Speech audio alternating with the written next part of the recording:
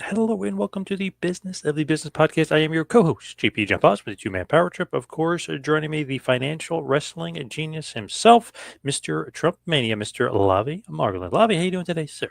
Hey, John, I'm doing well. And I just wanted to say that unlike those other podcasters, we're not doing a best of holiday special. We're not taking time off. We're doing the work and doing what needs to be done to bring you, our listeners, the news. That's right. A little business of the business discussion, of course, as we always talk about the hot news in the business all around this great land. But let's focus in on New York City. What's going on in New York? All these wrestling shows, and maybe even the Hammerstein. Yeah, John, they got me right for weeks. I'm like, I don't know if I'm going to make it to any of these wrestling shows. And then first, I was like, the Garden Holiday Show, always have a good time, bring my son to that. And then Game Changer, I was like, well, some talk, something going on with AEW. Maybe it'll translate over to GCW. Could be something interesting there. So then I bought that. And then finally, I was like, what do they got still for that triple run in the Hammerstein for Ring of Honor and AEW, especially Saturday night seems to work out best for my schedule. And I got a ticket, third row, about $100, so not bad. So three shows coming up at least, I guess, can say for sure. There'll be more on the horizon, but in about a month's time. How about for you, John? I am going to the MSG holiday show. I don't know about any other shows though, but I will be I will be attending the WWE MSG holiday show. So I got that going. I think they're at about 10,000 tickets sold so far, less than last year, but they didn't open it up as much as they opened it up last year. Obviously, the return of Punk is, and they didn't have two shows on the same day like last year too. So Cody was on this show in New York City. Now he's on the Jacksonville show. So they're splitting up the rosters for the holiday shows too. Yeah, it'll be interesting to see with the holiday shows. They definitely look down as compared to years past. New York looks like it's certainly doing better than others, especially Yep. like the Florida run. The final number should be interesting there. I'm getting every day on Facebook ads for it, so it might be when I searched it once or something that Yes. they don't know Yes. if I bought the ticket yet. Yeah, and I was disappointed. Of course, when you split a crew, somebody's going to be disappointed somewhere. I was disappointed about Cody Rhodes, but I'm wondering, are they going to pull him from the show now to do this injury angle? Yeah, true. I wonder. I wonder if that'll happen. I hope not for the fans down there in Jacksonville because he's like front and center on the advertising for it. But I know Punker, right? Punker will be a part of the MSG show at least, so we get Punk. Yeah, and depending on when we record next week to be determined, we could each reflect on bringing our sons for the first time. My son isn't a big wrestling fan. Not he's not anti it. He just hasn't watched it. Although when I had Saturday night's main event on last week, he was watching curiously for the first half an hour, and then he fell asleep as planned. He was sort of watching from a couch bed. How about your Nice. son? So he was in the room with me, kind of watching it, playing with his toys, playing with his video games, like not really paying attention. But it was on pretty much almost until he had to go to bed, but pretty much on the whole time. And he was kind of into it, kind of. I don't know. He's not a huge fan, but he knows who some of the guys are. He's just, I know he's not as into it as I was at that age. That's for sure. This will be obviously his first show as well. Yeah, I'm hoping to like recreate because my first show was I think it was either December or January. I think it was January. 91 Hogan against Earthquake. Somebody can look it up and correct me, but and there's like a picture of me, of course, from the blue seats, excited to be at a wrestling show. So I want to recreate that with him. Yes, good call. Yes, I remember going in 1990, the summer of 1990, to the Brendan Byrne Arena in East Rutherford, New Jersey. The first match out was Iron Mike Sharp and Hercules. The main event, Warrior versus Rude for the title. So, Nice. I loved Warrior and Recruit matches. I thought like they were much underrated.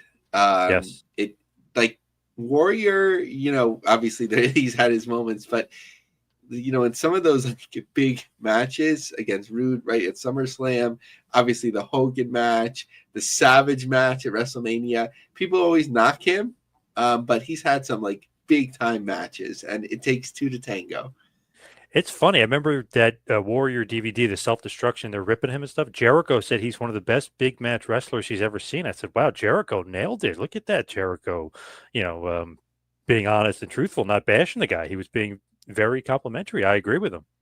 Yeah, really, really smart. And maybe, you know, at that time he wasn't sure if he would have the opportunity to wrestle him. So sort of like when you put something contrarian out. And before we get to the news, I just wanted to share that I bought the second edition. I had bought the first one, sitting ringside with Dave Penzer and Guy Evans. Now, I haven't read it yet, except I skipped ahead to some of the notes in the back. And in the back is the XWF business plan. It looks like it was a version that was, you know, not the final draft, because it has things like Jimmy Hart, ... It's sort of referencing who was running it. But it's stunning in terms of the ambitiousness of it, you know, how much money they would be making year to year, how many people that they would be drawing. So I don't know if this business plan exists for free, you know, on the internet, a place that people could download it or whatever it may be. It's not the best quality in the book. It's like, I think from a fax Penzer had that he saved, and then it was formatted to the book. But price, it's a little bit expensive, the book, $30. But I would still say if you're that passionate about pro wrestling and you can't get the business plan anywhere else, that already made it worthwhile. But I really enjoyed the first edition, so got the second one. It does look good. And obviously, at the end of WCW, he talks about Roddy Piper, where he actually ran a bunch of tours for Piper's book tour. Really good stuff involved in that book. But changing gears here, let's go to the news, because I'm wondering about TNA. What is going on with TNA? Seems like always full of TNA news on the show. Yeah, and I didn't even have the chance yet to write my article celebrating their success and their revival in 2024, and it's already turning a little bit negative. I mean, nothing bad has happened yet, but you know, the sentiment, especially on the internet.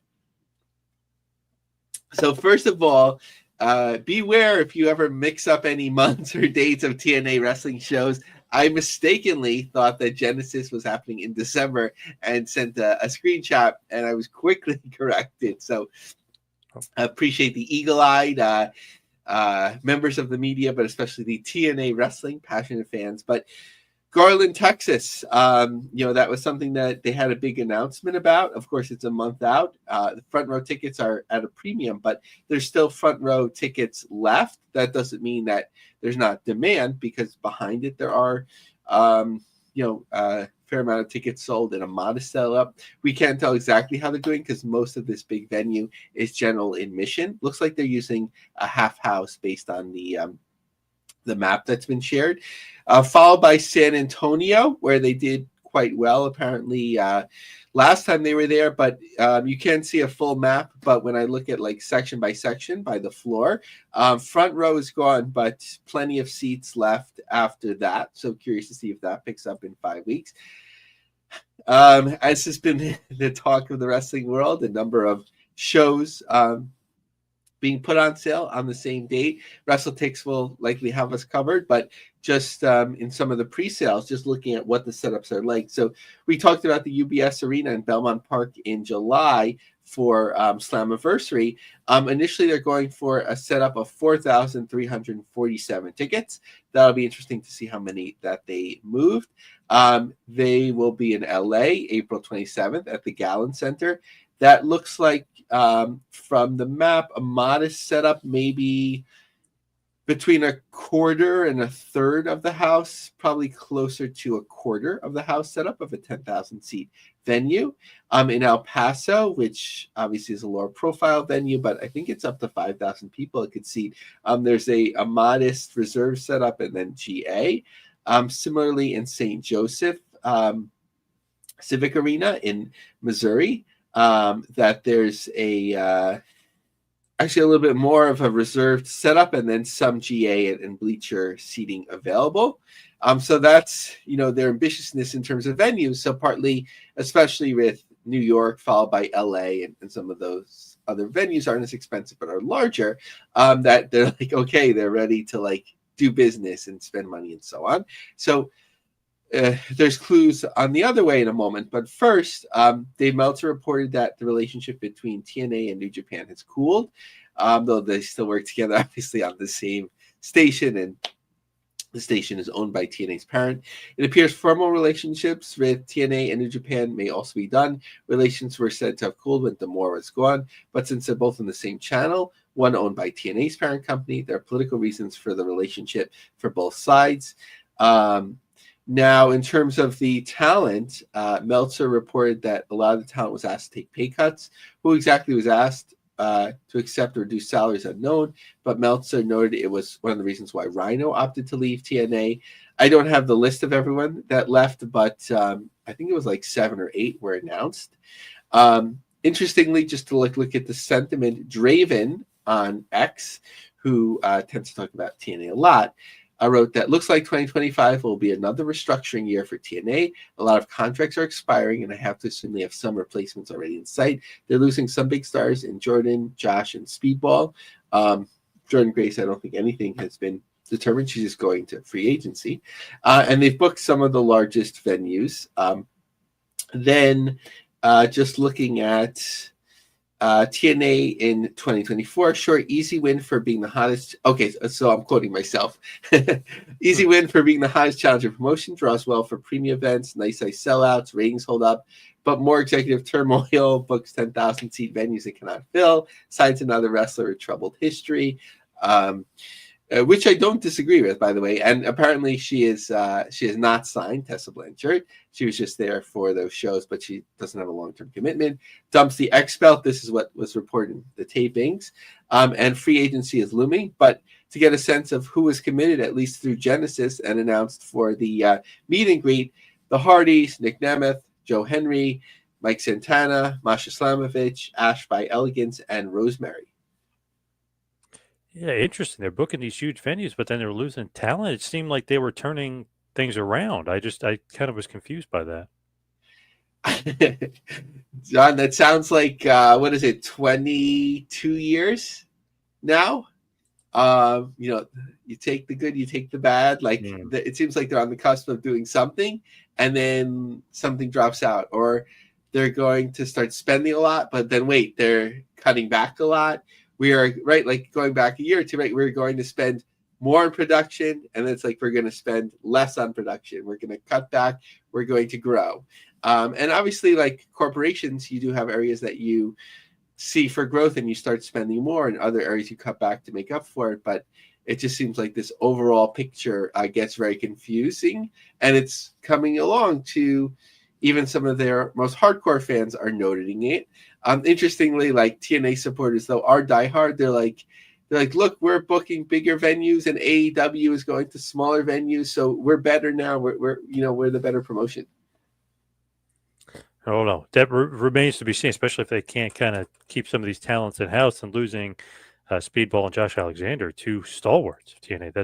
That's not good. But interestingly enough, speaking of AEW, I saw that Chris Jericho was in GCW of all places. So are they working together? Is this going to be an angle now? I mean, what's going on with Jericho? So it is confusing. And I'm not sure if you heard Tony Khan at the Ring of Honor press conference, but he was asked directly by WrestleZone, and he was sort of like evasive, kind of saying that, they've worked with a lot of promotions, and this went through Matt Cardona, and it was a good idea to promote themselves and so on. He never said GCW or Game Changer Wrestling or, anyone directly that works for the company, obviously Brett Lauderdale or anything like that. So, but we were getting this looming sense potentially that there was, friction between them, but obviously they can work together, at least like through an intermediary. And that is my sense. I do feel it's through an intermediary that it sort of works for them now to get this promotion.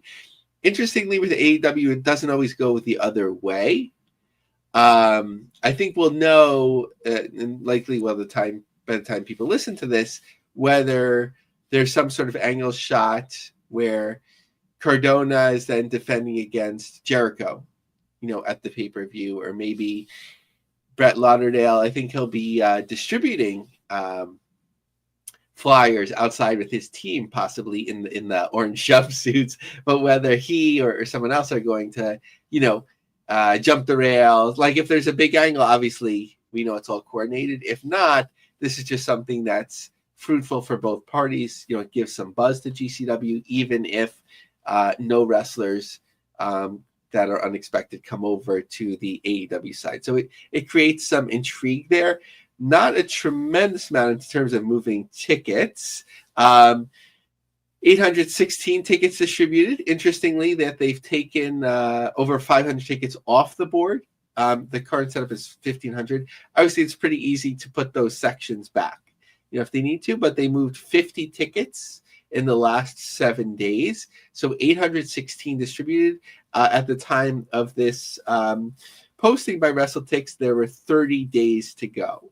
So I think they'll do over 1,000, and they need, a big angle or storyline in order to get over 1,400, which would be a nice number, like in theory, where you could say we surpassed AEW or Ring of Honor, obviously with a more modest setup. So number of shows on the books, a little bit, in GCW volume, a little bit slow going into the new year and post year. But as we know at the moment, December 28th, they'll be in Seattle, obviously in coordination with Defy.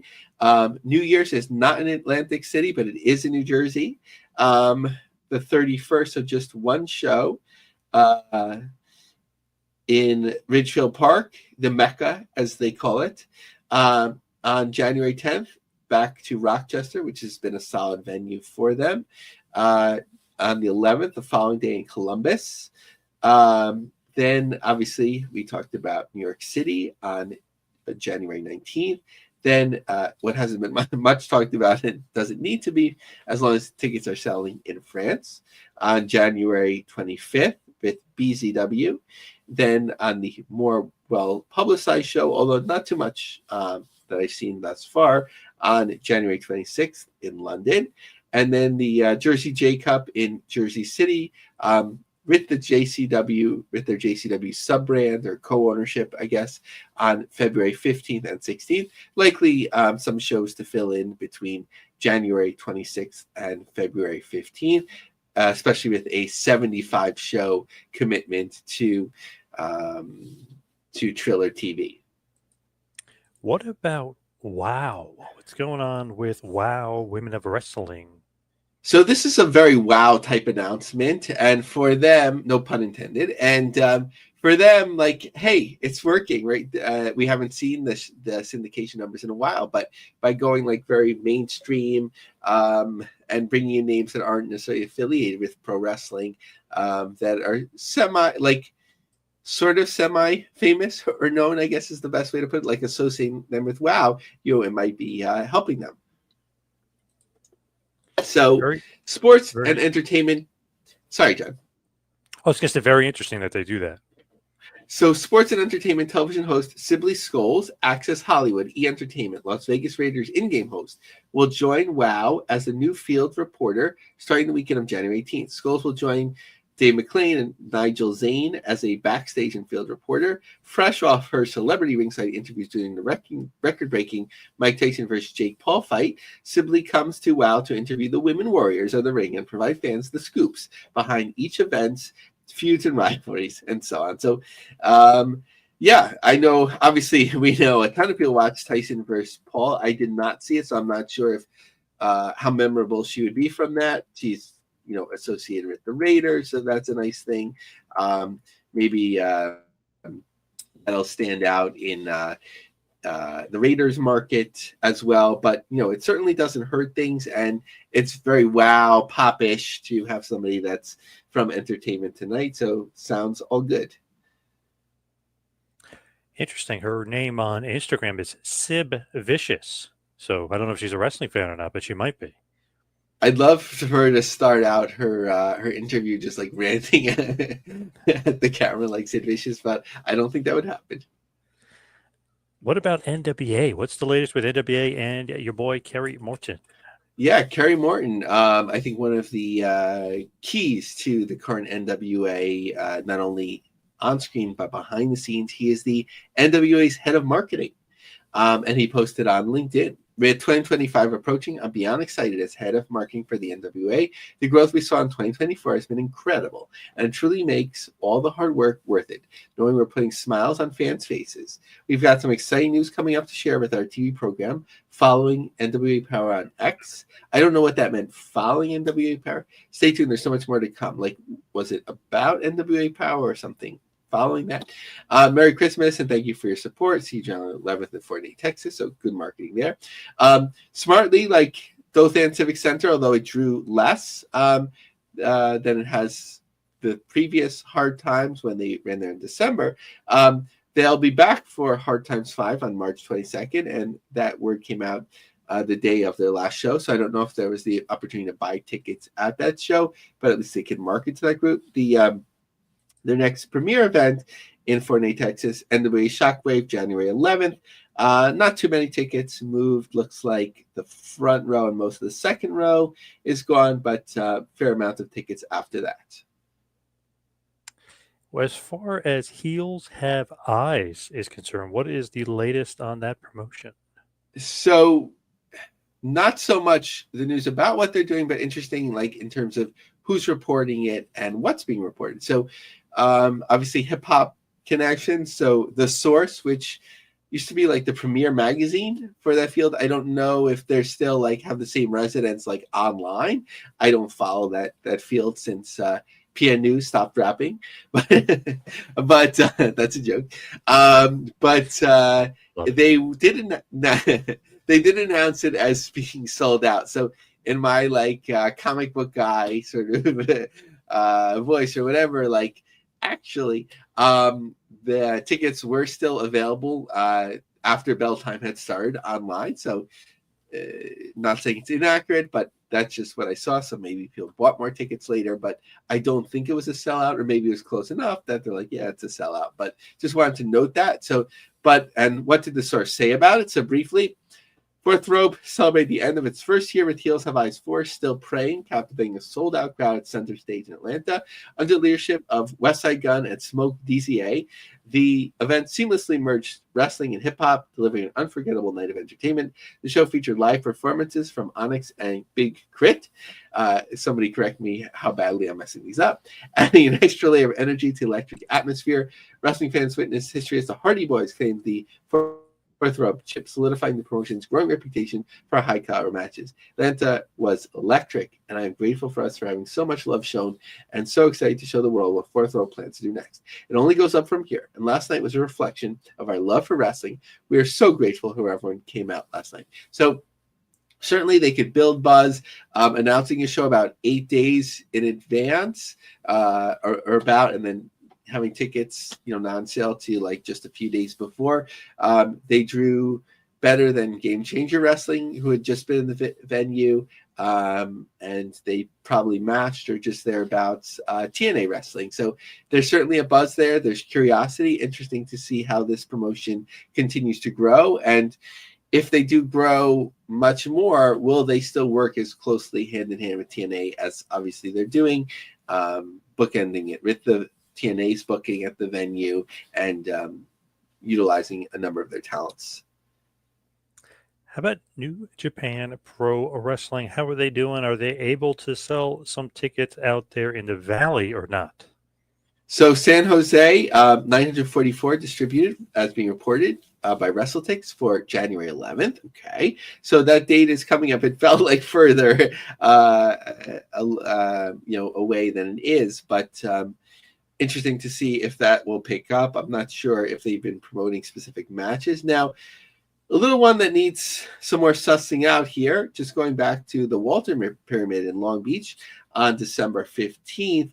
WrestleTix had it, through their computer programming, 2,337 tickets distributed. However, in people sharing pictures of the event, decent crowd, but it looks like plenty of empty seats, in the risers. Eric Denton, who's X name is Jabroni Ramon. So we got tickets about 40 minutes before the show and got floor seats. Everything that was empty was sold on the Long Beach ticket website. People had cleared out by the time Mercedes and Minna faced off, so the end photos make it look worse. Crowd was hot, and it was a good show. Interesting to see, like, for a show that wasn't super long, right? Like, they weren't doing multiple tapings, although I guess they are chunking, cutting it up. But that people didn't stay, but also, like, I guess it wasn't noticeable enough for WrestleTix to pick it up that they like took a whole section off, but probably my speculation would be that they took rows by rows off. So that made the count seem like they did better.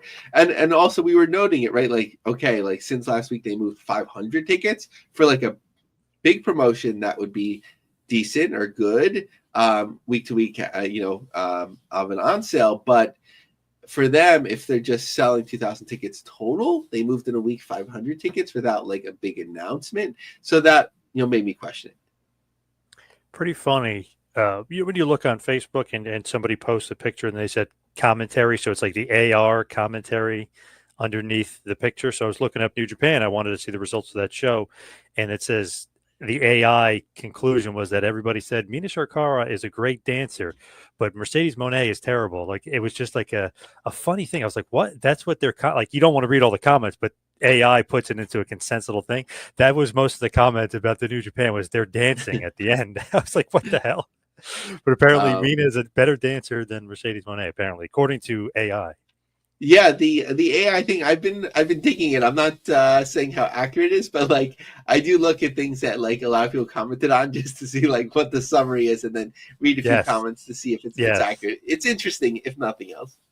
Yeah, I just like that's what they're commenting. Like, can we get some results here of this show? I mean, what are people doing? Talking about the dancing. I want to know if Zack Sabre Jr. won or not. I mean, come on. But as far as some cable TV distribution opportunities, are there any? What are they? And maybe is cable TV still dying off? So Hollywood Reporter had an interesting article which they called "Why Every Cable Network is a Sports Channel Now." So that you really it does have that sense, like from USA to TNT, TBS, Vice, and so on, like where there's this emphasis on sports to retain customers, viewers, and also like potentially, depending on what sports you're using, like to save money. So does this mean that there's more opportunity for wrestling? Right, that's a question. We always hear about people talking to networks, and then interestingly, it always comes down to like a network that they would never appear on, right? Like Freddie Prinze Jr. was like, "Yeah, I was talking to TBS, but like, what would they, what would they do with him?" Right. And if they did, it would be like far removed from like the wrestling programming, right? Like it would be like a docuseries about his efforts to do wrestling, like Billy Corgan's thing, because it's just interesting. But to me, I think Vice, who I think they still do air, certainly has been open to airing pro wrestling. Right? They did like the repeats of WoW before, MLW a little bit with that whole story, but like Vice would make sense for pro wrestling. The Spanish language stations, of course, there's AAA airing on one of them now, but like it always seems like it would make sense, but it doesn't happen too often. But I guess there's opportunity, but like what are like, you already have like AEW doing like kind of horrible ratings. So what would you do with like TNA? Maybe like CBS Sports Network would take TNA too, but like that one isn't rated by Nielsen. So there probably are opportunities, not so many big ones. Actually, John, that like for me, I feel like I'm like that like meme where like somebody stands up and like you're wrong. Like I felt the Saturday night's main event rating was like abysmal at 1.5 million, and depending on how like Peacock is counting it, right? Like if it's just people logging in, that's not really like a rating. So like you can't really like add 700,000 to that, but it's a little bit lower than some of their lowest rated like Saturday night NBC primetime ratings. So it's not like record-breaking low, but like other things when they have sports can like double that or more depending on its profile. And we often know like the first time that they do something, it gets more attention. So what are they going to do in San Antonio? Like 800,000 on network prime time? It's interesting. Obviously, ratings are a lot different. So that rating would be what Raw or what SmackDown gets on USA if they do it that way. Saturday night might be a little different. I know the Heisman did, I think, 2.3 or 2.2 million viewers. So it's interesting how to do it. But I know I watched it on Peacock. I have a couple friends who don't have cable either. They watch it on Peacock. So there's got to be some sort of number where you have to add it on with Peacock. I know Variety had said it's 700,000. I know WrestleNomics, our boy BTZ, said it was 700,000. So they said more likely it was about 2,300,000, which is kind of what they would do on a SmackDown when it was on Fox. So I don't know, I don't even kind of know what to make of that number. It's just an interesting thing. But if you look at it, so far fewer people have cable now than ever before. So you almost have to just compare it to whatever else was on that night and see if it beat that and it like where it ranked in the top 10. That's how I would judge it, just because of the numbers nowadays. It's almost like you can't even do it because what is 50% of the people don't have cable anymore. It's a very low number. Yeah. But what's interesting about it is that like, is there no main, right? And we've talked about this at certain points. Is there no more like mainstream? Right, like you think like, Right. okay, like the top 4 networks, like they get, you know, a certain number of people that will like click around, and like it didn't attract necessarily anyone that doesn't watch pro wrestling anymore. They tried to like lean heavily on like nostalgia, and I like that Jesse Ventura said he's returned to WWE after 40 years. Skipping obviously his whole run as a commentator, Yeah. and on all the way through Governor, and then you know he certainly returned SummerSlam. Yeah. SummerSlam SummerSlam 99. many times after that. Had it even been more than 5 years? But you know, but that was interesting. And I like the logo and so on. And I have to go back. I only watched the first half an hour, but I know that it got positive reviews. Definitely. It was a good show. People should check it out. But what's going on here and there, as you like to say? What's going on? So, in terms of the trend of getting government money in various forms, Norfolk Today in Canada had an interesting piece reporting on a council meeting. One event that passed relatively little opposition was an initiative in Port Dover put forth by Councillor Adam Very. The event, WrestleFest, will receive $20,000 in funding. It's a collaboration between the Port Dover Board of Trade and Norfolk County Championship Wrestling, NCCW. Council will need to reconfirm these funding allocations next week before any money is distributed. So what is WrestleFest? It'll take place fall 2025. Port Dover Board will collaborate with NCCW to host the Norfolk County WrestleFest at Port Dover Community Center in fall 2025. The event will feature 2 live professional wrestling performances, 1 family-friendly and 1 evening show for older teens and adults, along with concessions and vendor opportunities. NCCW, which has previously hosted successful events in Port Dover and Simcoe, is seeking amplified Norfolk funding to expand the events to 2 shows and include appearances by retired wrestling stars to attract larger audiences. The grant will cover performer fees, while production costs will be shared by NCCW and the Board of Trade, reducing financial risks. Wow. So not only will they get this $20,000 potentially, but the production, they don't have to pay all of the money either. The partnership aims to provide a unique shoulder season attraction, boost local tourism, grow, and generate additional revenue for both parties. That's pretty good for a grassroots promotion that I'm not familiar with, $20,000. So good for them. Next is a show that we've been following a while, and WrestleTix has as well in Poughkeepsie.